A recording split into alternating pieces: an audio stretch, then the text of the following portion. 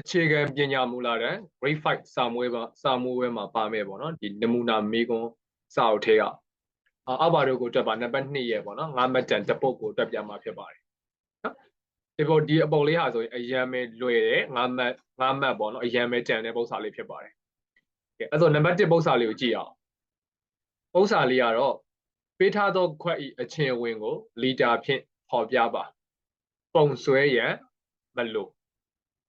အဲ့ကြတော့ကလေးတွေခါလေးကြောင်သွားတတ်မှာကဘာလဲဆိုရင်မေးခွန်းထဲမှာမေးထားတာကအချင်းအဝင်ပေးထားသောခွက်ဤအချင်းအဝင်ကိုရှာပါဆိုပြီးတော့မေးထားတယ်ပေါ့နော်အဲ့တော့အချင်းအဝင်ကိုရှာခိုင်းတာဘာကိုရှာခိုင်းတာ ਨੇ အတူတူပဲလဲဆိုလို့ရှိရင်ဒုတယ်ကိုရှာခိုင်းတာ ਨੇ အတူတူပဲနော်အဲ့ဒါမျိုးကိုသိရမှာကအချင်းအဝင်ကိုရှာခိုင်းတာကဘာကိုရှာခိုင်းတာ ਨੇ အတူတူပဲလေဒုတယ်ကိုရှာခိုင်းတာ ਨੇ အတူတူပဲအဲ့တော့ဆရာတို့ကဒီဒုတယ်ကိုရှာတဲ့ပုံသင်ဒီအလျားအမြောက်အနံ့အမြောက်အမြင့်ဆိုပြီးတော့ရေးရမှာဖြစ်ပါတယ်ပထမဦးဆုံးအနေနဲ့နော်ဟုတ်ပြီအဲ့ဆိုတော့ပထမဦးဆုံးအနေနဲ့ရေးလိုက်မယ်ပေးထားသောခွက်ဤအခြေအဝင်အလျားအမြောက်အနံ့အမြောက်အမြင့်ဆိုပြီးတော့ရေးလိုက်ပါမယ်နော်ပထမတစ်ကြောင်းလေးရေးလိုက်မယ်ရေးပြီးသွားရင်ဆရာအလျားကဘယ်သူလဲအနံ့ကဘယ်သူလဲဆိုတာဆရာတို့ကရှာမယ်โอเคဒီမှာအလျားဆိုတာကကျတော့ဒီမှာဆိုတော့အလျားနဲ့အနံ့နှစ်မျိုးတိုးနှစ်ခုကအလျားနဲ့အနံ့နဲ့အဲ့ဆိုအလျားနဲ့အနံ့နဲ့ဘယ်လိုခွဲရမှာလဲဆိုလို့ရှိရင်ရှည်တာကိုအလျားအနေနဲ့ယူလိုက်မယ်ဒါဒီမှာ40စင်တီမီတာနဲ့30စင်တီမီတာဘယ်သူကရှည်မှာလဲ40စင်တီမီတာကရှည်မှာဖြစ်တဲ့အတွက်ကြောင့်မို့လို့40စင်တီမီတာကအလျား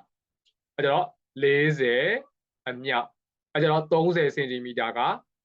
အနံ့အမြောက်ပြီးရင်ဒီမှာကကျတော့အမြင့်ဖြစ်ပါတယ်เนาะအပေါ်အောက်မြားလေးနဲ့အပေါ်အောက်ထောင်လေးပေးထားတာကိုအမြင့်လို့ခေါ်တယ်ဒါတော့20အဲ့ကျတော့40အမြောက်30အမြောက်20မြောက်ကြမယ်ဆိုတဲ့အခါမှာဆရာတို့တွေက3ညာ3လုံးကိုခဏလေးစိတ်ထဲမှာဖယ်ထားလိုက်မယ်ဖယ်ထားပြီးတော့သူ့ရဲ့4ရယ်3ရယ်2ရယ်ကိုမြောက်မယ်အဲ့တော့4နဲ့3နဲ့မြောက်မယ်เนาะ4ရယ်3ရယ်မြောက်တော့4 3လီ12နဲ့2နဲ့မြောက်မယ်12 2လီ24 12လီတော့ရလားโอเค4 3လီ12 12 2လီ24အဲ့ဒါ24ဆိုပြီးတော့ရေးလိုက်တယ်โอเคအဲ့ဒါပြီးလို့ရှိရင်ခုန3ညာ3လုံးဖယ်ထားတဲ့3ညာ3လုံးလေးကို3ညာ3လုံးဆိုပြီးတော့ရေးလိုက်မယ်အဲ့ဒါဆိုရင်2400ဆိုပြီးတော့ရသွားမယ်ဒုတယ်ကို unit တက်တော့မယ်အချင်းဝင်ကို unit တက်တော့မယ်ဆိုရင်ဘာဆိုပြီးတော့တက်ရမယ်โอเคကူဘာဆိုပြီးတက်မယ်ပေးထားတာကစင်တီမီတာမို့လို့ကူဘာစင်တီမီတာဆိုပြီးတော့တက်ပေးရမှာဖြစ်ပါတယ်ဟုတ်ပြီအထီဆိုလို့ရှိရင်တော့เนาะမပြီးသေးဘူးပေါ့เนาะဒါဆိုပထမတစ်ဆင့်ပြီးသွားပြီဒါပေမဲ့သူကဘာဖြင့်ဖော်ပြခိုင်းတာလဲမိကုန်းထဲမှာကြည့်ရအောင်လီတာဖြင့်ဖော်ပြခိုင်းတာအဲ့ဒါကြောင့်မို့အခုရရှိလာတဲ့ကုဗစင်တီမီတာနဲ့လီတာနဲ့ကိုချိတ်ဆက်မှာဖြစ်တယ်เนาะချိတ်ဆက်မယ်ဆိုတော့ဆက်သွယ်ချက်တီးဖို့လိုတယ်အဲ့ဆက်သွယ်ချက်ကကြတော့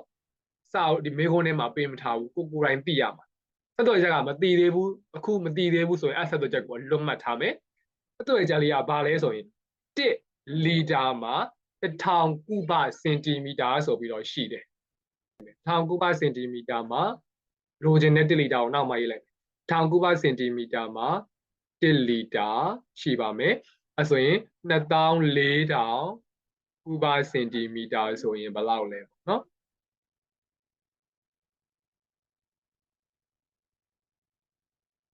1000ဆိုရင်1 2000ဆိုရင်2 2400ဆိုတော့24လီတာဆိုပြီးတော့ရမှာဖြစ်ပါတယ်အဲကြောင့်မို့ဒီနံပါတ်1လေးရဲ့အဖြေဟာဆိုလို့ရှိရင်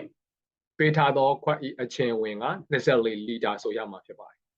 နော်လွယ်လေးနဲ့9မှတ်ရသွားမှာဖြစ်ပါတယ်အမှတ်ပေးစီးမင်းလေးကိုတစ်ချက်လေးပြောပေးပါမယ်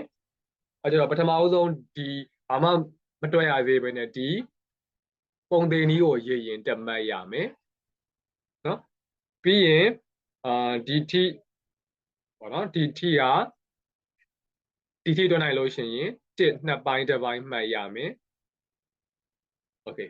အဲ့ဒါပြီးရင်ဒီဆက်သွယ်ချက်လေးကိုရေးနိုင်ရင်1မှတ်ရမယ်ပြီးရင်ဒီဆက်သွယ်ချက်လေးကိုရေးနိုင်လို့ရှိရင်ဒီဟာလေးကို24လီတာလေးကိုရှာနိုင်ရင်1မှတ်ရမယ်ပြီးရင်အဖြေလေးတက်လို့ရှိရင်တစ်ပိုင်းမှတ်ရမယ်အဲဆိုတော့